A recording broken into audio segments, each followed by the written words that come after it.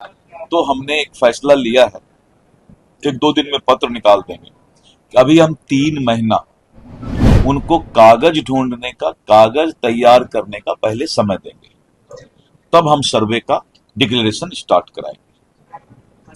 हमारे सांसद श्री पप्पू यादव जी ने भी इस बात को बताया था। हमने परसों, चूंकि ये न्यूज अभी तक मैंने नहीं दिया है किसी को, कल हम देने वाले थे, आपने पूछ लिया तो मैं बता रहा हूँ कि हम लोगों ने समझा कि जनता को शुरू में परेशानी हो रही है कागजात ढूंढने में, क्योंकि सभी लोग सोच रहे थे कि सब हमारा ठीक ठाक है। एक अच्छा ये भी है कि जिसका बाल बच्चा, बेटा बेटी बेंगलोर, दिल्ली, बम्बई पढ़ता है, आज माँ बाप थोड़ा कष्ट सह के कागजात तो बना देगा, नहीं तो 10 साल बाद उसका बेटा बेटी बम्बई दिल्ली से आके वो कागजात भी नहीं बनाएगा। तो थोड़ा कष्ट तो हो रहा है, लेकिन कष्ट जनता को हो रहा था तो जनप्रतिनिधि भी कष्ट हुआ।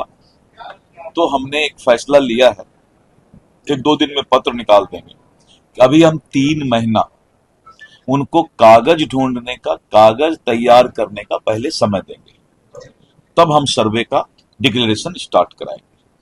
3 महीना में हम सभी जनप्रतिनिधि के साथ बैठेंगे और बैठ करके हम इस बात को समझेंगे और रैयत के साथ भी बैठेंगे जो कि मालिक है। और अपने विभाग को भी हमने सभी सीओ को पटना बुलाया, हमने सख्त हिदायत दे दिया है कि अपनी आदत में सुधार लाओ, नहीं तो दिलीप जायसवाल किसी को बकसने वाला है। और विभाग में भी सुधार लाऊंगा, मैं किसी को बकसने वाला नहीं। और रैयत को भी, जो जमीन के मालिक हैं, घर के मालिक हैं, उनको भी हम 3 महीना का समय अभी देंगे, जिससे कि वो कागजात तैयार कर लें। कैथी लिपि को लेकर कैथी लिपि के लिए मैंने कहा कि कैथी लिपि का भी ट्रेनिंग बनारस और सारे लोगों से, क्योंकि एक आदमी उर्दू नहीं जानता है, कैथी नहीं जानता है, तो कल जो कैथी जानने वाला है दूसरे पार्टी से 50,000 रुपया लेकर के गलत पढ़ दे तो एक आदमी के साथ तो अन्याय हो जाएगा। तो वो भी एक समस्या था।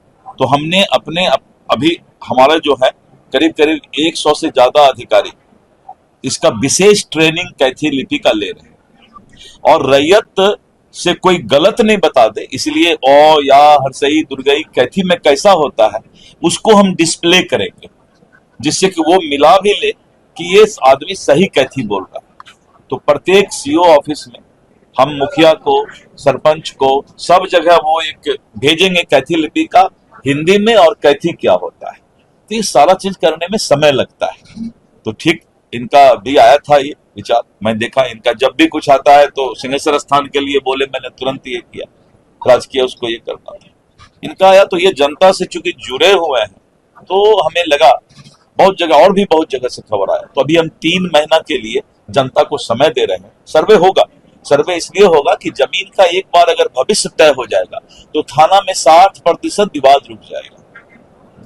सिविल कोर्ट में दादा केस करता है सिविल सूट तो पोता को जजमेंट मिलता है, और बेचारा जमीन का मालिक जो है न्याय पाते पाते ऊपर चला जाता है।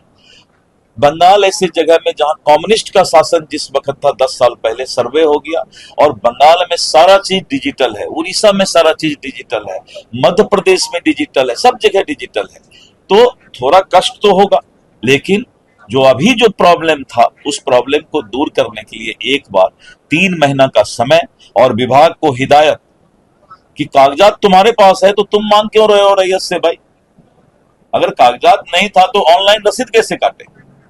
तो ये सारी बातों का हल राजस्व मंत्री के रूप में, एक आम जनता के रूप में, पहले राजस्व मंत्री को एक आम जनता होना चाहिए, तो मैं एक आम जनता हूं और इसीलिए 3 महीने का समय हम देंगे। सर्वे होगा, क्योंकि जो जमीन माफिया है या जिन्होंने अतिक्रमण कर लिया है वो लोग ज्यादा रिमर उड़ा रहे हैं कि सर्वे बंद हो जाए, क्योंकि 52,000 एकड़ जमीन हमारा सरकारी जमीन, 50,000 से ऊपर एकड़ जमीन हमारा अतिक्रमण और माफिया के पास है।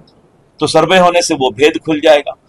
लाखों करोड़ की संपत्ति सरकार की, इसलिए हमने ये कहा है कि सर्वे अगर डीएम का ऑफिस है तो डीएम को भी कराना पड़ेगा, एसपी का ऑफिस है तो एसपी को भी। सभी लोगों को अब जो सरकारी अस्पताल से लेके सरकारी जमीन से लेके सरकारी ऑफिस, सरकारी निवास, अब सबका दाखिल खारिज होगा। वो सरकार के नाम पर होगा, लेकिन पहले वो दाखिल खारिज नहीं कराते थे। तो सरकारी संपत्ति कोई ले भी लेता था तो केस नहीं हो पाता था। अभी हमने एक बहुत बड़ा स्कैंडल पकड़ा और के पाठक हमारे राजस्व परिषद में हमारे विभाग में है, हमने उनको लगाया है इस चीज में कि बेतिया राज की अंतिम रानी निर्वंश थी, उनको कोई बच्चा नहीं हुआ। और उत्तर प्रदेश में इलाहाबाद, लखनऊ, बनारस, बहुत जगह बेतिया राज की संपत्ति है, हजारों लाखों करोड़ की संपत्ति है। उसको लोग गलत तरीके से जो है लूट रहे थे, माफिया लोग उसमें लग गए थे पूरा।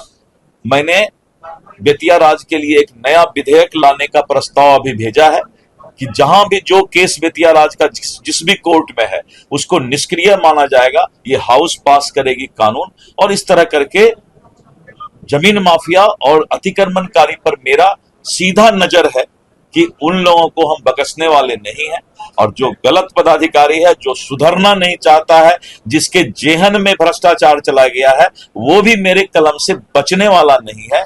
और मैं किसी से कंप्रोमाइज भी करने वाला नहीं हूं। स्वभाव से ही ये स्वभाव मिल गया है, अब हम कुछ बोल नहीं सकते हैं। लेकिन जनता के साथ हर वक्त सरकार रहेगी और सरकार में मंत्री का ये वादा और भरोसा है। धन्यवाद। अब इस पर कोई क्वेश्चन, अब हो गया, इस पर कोई क्वेश्चन, इतना हो गया।